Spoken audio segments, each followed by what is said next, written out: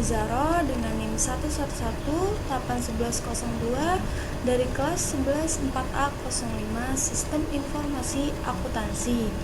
Di sini saya akan menjelaskan tentang manajemen marketing.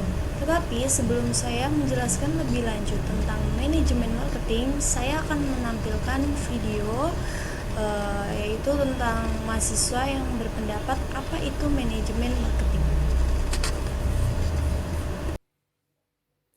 Assalamualaikum warahmatullahi wabarakatuh. Pada kesempatan kali ini saya akan menjelaskan secara singkat tentang manajemen marketing atau manajemen pemasaran.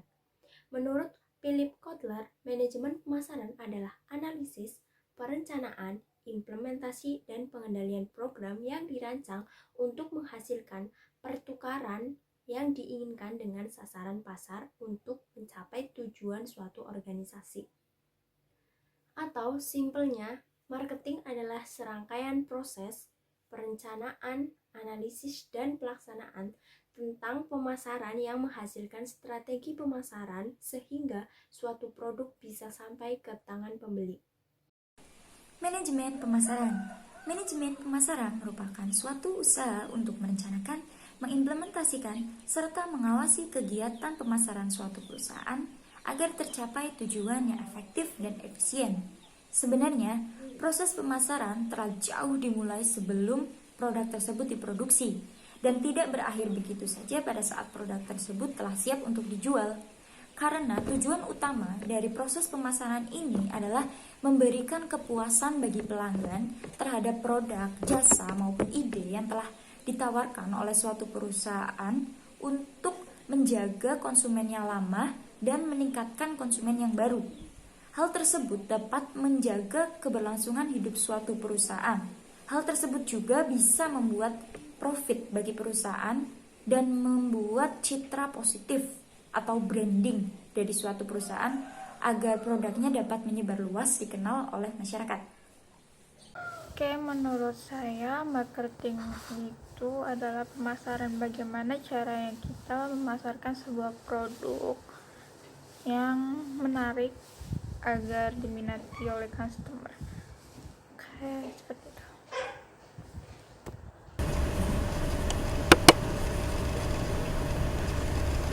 Sekarang kita lanjut.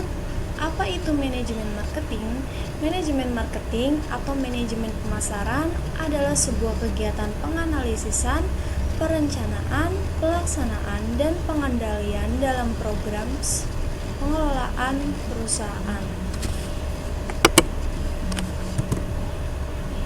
Kemudian, pentingnya manajemen pemasaran itu dengan kemampuan menguasai suatu pasar yang ada dapat memungkinkan suatu perusahaan memperoleh dana untuk membiayai kegiatan operasinya, pengembangan, dan faktor lainnya.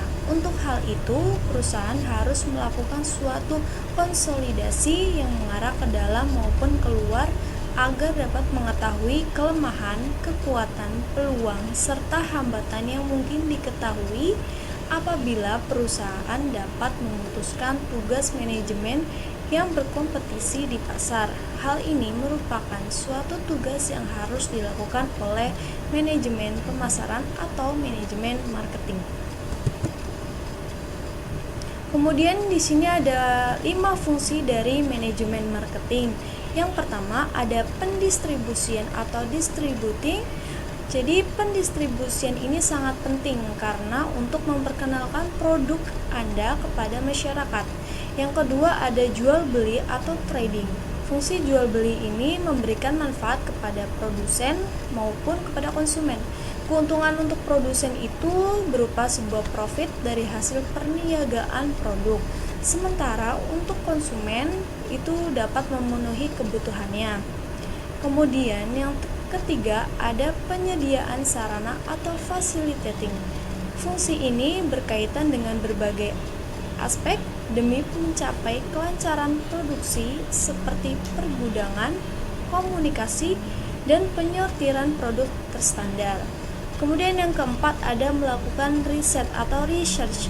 Perusahaan harus meriset tentang produk yang dibutuhkan pada pasar Dengan begitu, perusahaan mengetahui manajemen marketing yang tepat untuk menjual produk tersebut. Kemudian yang kelima ada pemrosesan atau processing. Fungsi pemrosesan yaitu memberikan nilai tambah pada suatu produk sehingga harganya lebih tinggi. Kemudian di sini ada konsep dari manajemen marketing atau manajemen pemasaran. Yang pertama itu ada konsep berwawasan produksi. Jadi konsep ini berpendapat bahwa konsumen akan memilih produk yang mudah didapat dan murah harganya, sehingga fokus utamanya adalah meningkatkan efisiensi produksi dan memperluas cakupan distribusi.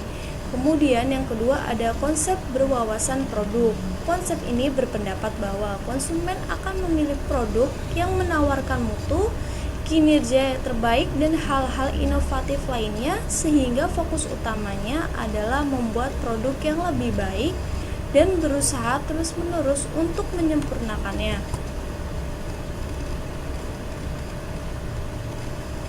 Kemudian yang ketiga ada konsep berwawasan penjualan. Konsep ini berpendapat bahwa kalau konsumen dibiarkan saja, maka konsumen itu tidak akan membeli produk perusahaan dalam jumlah cukup. Oleh karena itu, perusahaan harus melakukan usaha penjualan dan promosi yang agresif. Yang keempat, ada konsep berwawasan pemasaran. Konsep ini berpendapat bahwa kunci untuk mencapai tujuan organisasi itu terdiri dari penentuan kebutuhan dan keinginan pasar sasaran serta memberikan kepuasan yang diinginkan secara lebih efektif dan efisiensi daripada persaingannya. Konsep ini didasarkan pada 4 sendi utama, yaitu pasar sasaran, kebutuhan peluang, pemasaran yang terkoordinasi, serta keuntungan dan kebutuhan pelanggan. Yang kelima di sini ada konsep berwawasan bermasyarakat atau pemasaran bermasyarakat. Konsep ini berpendapat bahwa tugas perusahaan adalah menentukan kebutuhan dan keinginan serta kepentingan pasar sasaran dan memenuhinya dengan lebih efektif dan efisiensi daripada saingannya dengan cara mempertahankan atau meningkatkan kesejahteraan konsumen dan masyarakat. Kemudian di sini juga ada strategi manajemen marketing. Yang pertama ada perencanaan perusahaan secara keseluruhan.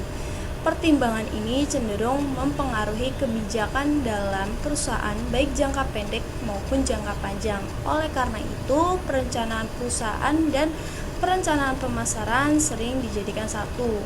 Kemudian yang kedua ada perencanaan pemasaran. Hal ini mencakup pengembangan program jangka panjang untuk masalah-masalah yang luas dalam bauran pemasaran atau marketing mix, yaitu produk atau produk, harga atau price, tempat atau place, dan promosi atau promotion. Ketiga ada rencana pemasaran tahunan. Jadi rencana ini mencerminkan proses perencanaan yang berjalan untuk satu periode waktu. Terus ada pengaruh kualitas pelayanan terhadap keputusan pembelian. Itu terdapat 5.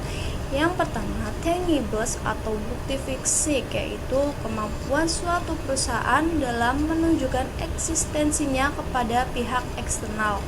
Yang kedua, ada reliability atau keandalan. Ini kemampuan perusahaan untuk memberikan pelayanan sesuai yang dijanjikan secara akurat dan terpercaya. Ketiga, ada responsiveness atau ketanggapan. Itu kemampuan untuk membantu dan memberikan pelayanan yang cepat dan tepat kepada pelanggan dengan penyampaian informasi yang jelas. Kemudian yang keempat ada asuransi atau jaminan dan kepastian. Jadi pengetahuan, kesopan santunan, dan kemampuan para pegawai perusahaan itu bisa dilihat oleh pembeli. Yang kelima ada empati atau memberikan perhatian yang khusus bersifat individual atau pribadi yang diberikan kepada pelanggan dengan berupaya memahami keinginan konsumen. Kemudian di sini ada batas rencana pemasaran. Jadi yang pertama, kita telah berada di mana. Jadi manajemen marketing kita udah sampai di mana ini, atau where do we know. Yang kedua ada kemana kita akan pergi. Jadi rencana pemasaran atau manajemen marketing kita akan bagaimana nih, akan berjalan seperti apa, atau where do we go. Kemudian ketiga ada bagaimana cara mencapainya, atau how do we go. Terus selain itu juga ada masalah dan kendala dalam perencanaan pasar. Yang pertama, kemampuan peramalan atau kemampuan untuk mengantisipasi kejadian yang akan datang.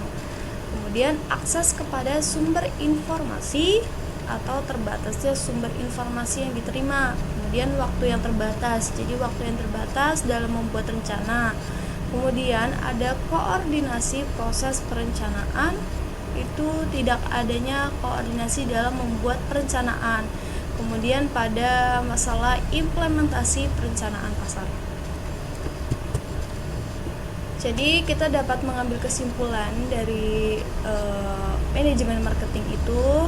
Jadi kita untuk dapat memenangkan persaingan dalam pemasaran itu, terlebih dahulu manajemen pemasaran atau manajemen marketing harus mengetahui situasi yang sedang dialami oleh perusahaan sebelum menentukan strategi apa yang cocok digunakan untuk menghadapi situasi tersebut. Kemudian di sini juga saya menyarankan dalam menghadapi persaingan pemasaran, penentuan strategi pemasaran sangat penting, dan hal ini juga harus ditunjang oleh manajer pemasaran yang profesional dan memiliki kreativitas yang tinggi. Jadi, tempatkanlah manajemen pemasaran atau manajemen marketing Anda sebagai bagian penting dalam perusahaan demi mencapai tujuan bisnis yang profitabilitas yang tinggi. Mungkin itu saja penjelasan tentang manajemen marketing dari saya. Kurang lebihnya mohon maaf. Wassalamualaikum warahmatullahi wabarakatuh.